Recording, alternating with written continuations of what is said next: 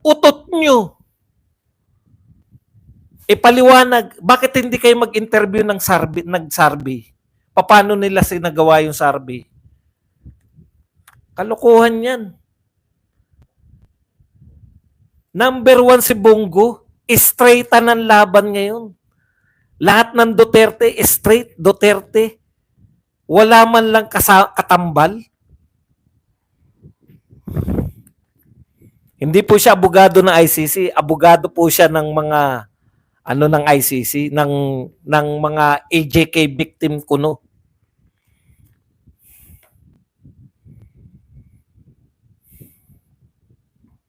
Matataplaugan po, mawawalan po ng trabaho lahat ng political analysts dahil hindi nila naiintindihan ang panyanyari.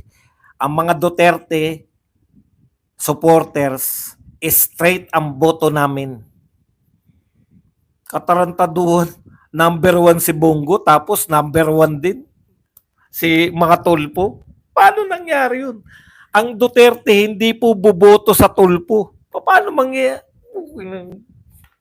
Pinagbubulan nyo kami sa survey nyo. Yan lang po ang ating topic. Pwede na kayo magtanong, pwede po kayo magbigay ng reaksyon at higit sa lahat, pwede po kayo magpakape. Boss Badong, anong opinion mo? May possibility ba na pagkatapos ng eleksyon, may magsampa ng impeachment labang kay BBM na magagaling naman sa camp ng mga Duterte? Opo, bakit naman hindi? May nag-iisip na yan, kaya nga po na inuunahan na nila eh. Kaya nga kinakailangan ipanalo nila tong eleksyon, ma-eliminate si Sara Duterte.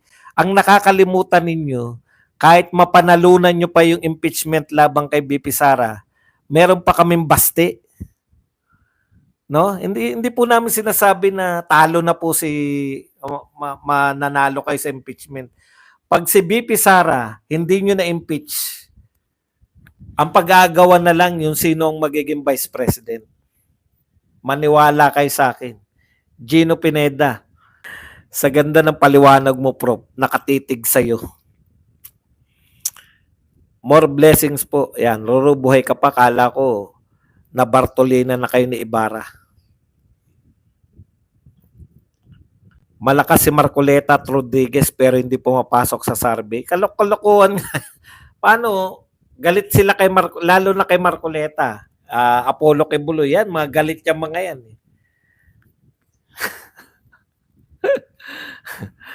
Walang anuman. Word for the day is Badong, Sir Badong, para sa anti-Duterte mga bangag utot nyo.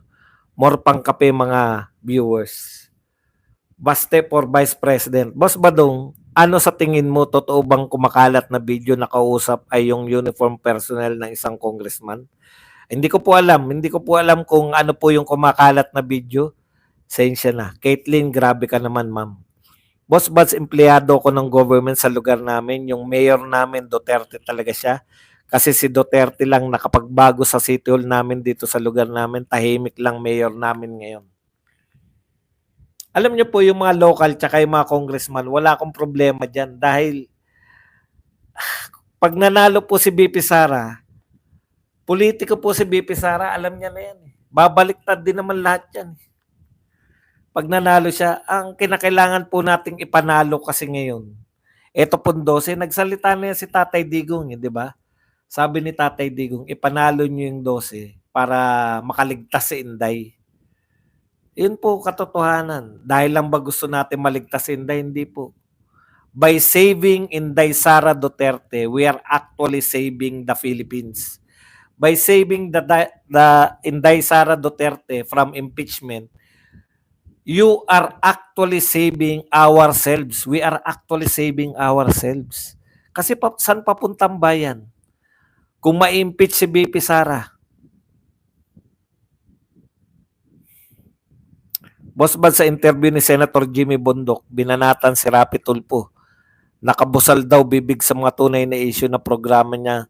Tsamba lang daw na may matulungan. Meron po natutulungan. Pang isa-isang tao. Madali pong tulungan yung isang tao eh.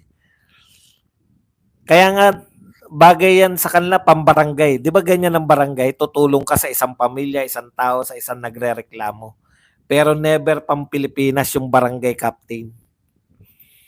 Boss Buzz, pwede ba sipahin representative ng OFW? Wala naman silbi sa mga OFW.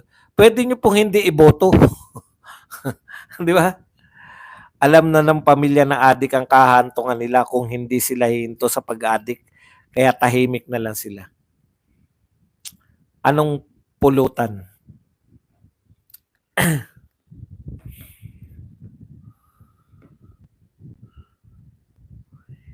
Hindi ko sana iboboto si Kibuloy pero sa nangyari ngayon straight vote.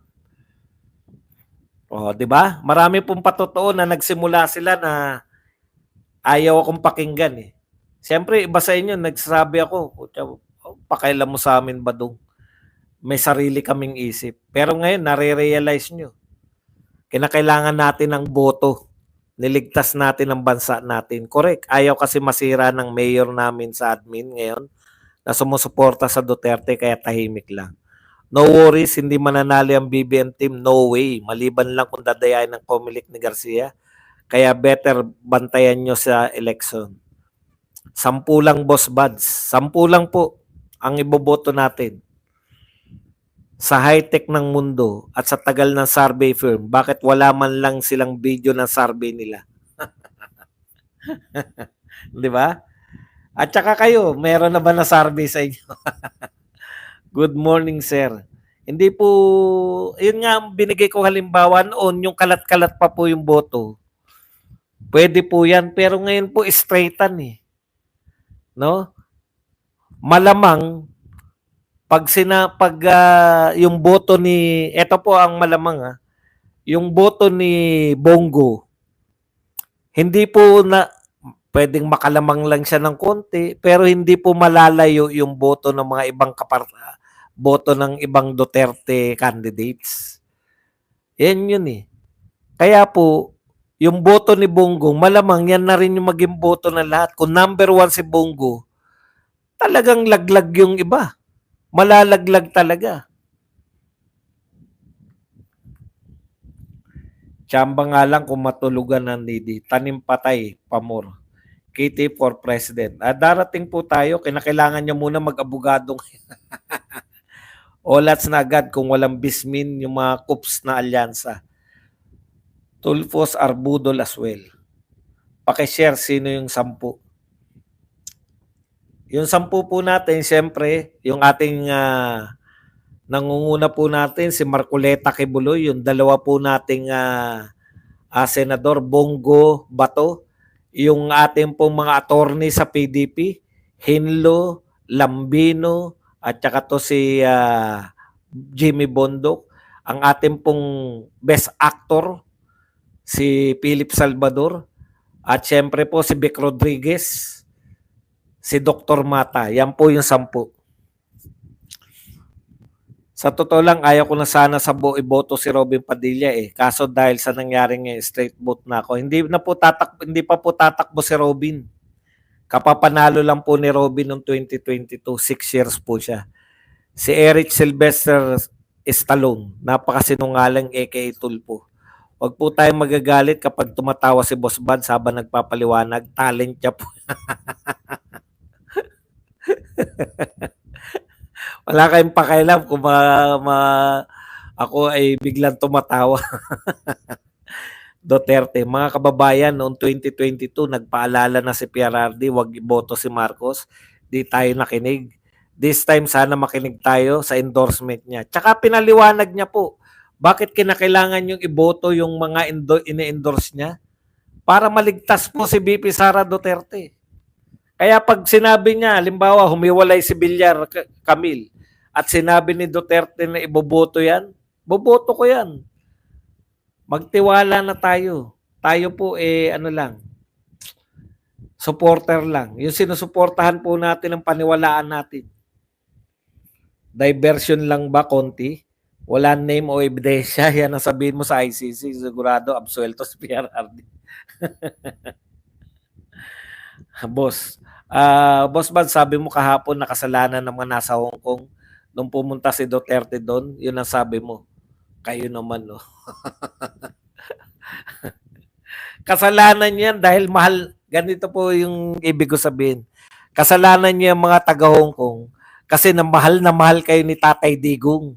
Kaya hindi kayo natiis na hindi puntahan. Ha? Nung nag-organize kayo ng pasasalamat ng OFW, pumunta dyan si Tatay Digong at napagplanuhan siya pagbalik. Hindi po yun yung paninisi sa kanila. Huwag niyo pong gawin literal. No? Sinisisi ko sila dahil mahal kayo ni Tatay Digong. Ganun kayo kamahal. Na naging dahilan kung bakit siya nahuli. Hindi po yung dahil na kayo talaga may kasalanan. Yan ba naman pag ano pa natin ang may kasalanan, yun ang huli. Hindi po yung pinuntahan. Parang sising ano lang yan, yung sising ikaw kasi. Nginitian mo ko, niligawan tuloy kita. Mga tipong gano'n, kasalanan niya ba talaga? Kung bakit nabuntis? Sinisisi lang kunwari. Alam niyo yung mga sising paglalambing, ikaw kasi, kinalabit-kalabit mo ko eh. Ikaw kasi, inalok mo ko ng hotdog mo eh. Ang sarap naman. Oh. Ikaw kasi pinatikim mo ko ng masarap mong mani. Ganun po yun ibig sabihin. Hindi yung sinisisi ko talaga. Bakit naman yung inano? Ano ba sinabi nitong tao na to at bakit nyo dinilit? Mukhang masaya mga Duterte dyan sa dahig, no? Diyan na lang sila. Wag na sana silang bumalik sa Pilipinas. Problema lang nagawa nila, maghintay nila dito. Kayo ang kayo ang napakulong niya na si Duterte. Bilib ako dito sa mga sa mga tao na to. Napakulong na nila si Duterte. Ano pa rin, no? Yung hindi pa rin sila masaya sa buhay. Ano pa ba talaga gusto nyo? Lahat po, nag-resign si BP Sara, hindi po sila masaya. Tapos ngayon, nakakulong si Duterte na ron, hindi pa rin kayo masaya?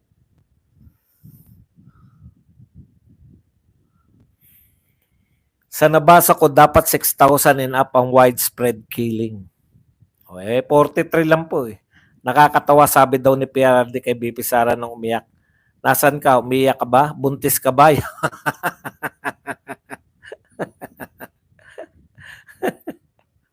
Pauso. Pauso ka, Caitlyn, ha? In fairness, maganda sa personal yung kapatid nito ni Caitlyn.